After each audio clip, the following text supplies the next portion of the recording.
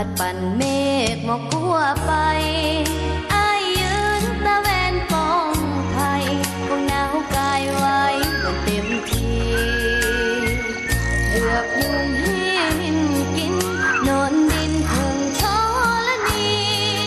สุดแสนคิดทอเต็มที่คนดีน้องอยู่แนวหลังอายบ่าวทหารทักษาดินแดนคู่วังใหญ่สุดเขตละเหนือกลางใต้ให้ปลอดภัยสุขสมห้องเด่นเพื่อหน้าที่การทุกวันอายบ่ลำแค้นคิดทั้งไอ้นั้นบ่เว้นคืนเว้นน้องนี่ห่วงหลายสำเร็จหน้าที่คนดีคงได้กลับหันกลับมาหาน้องคานจะรอวันสัญญามันมา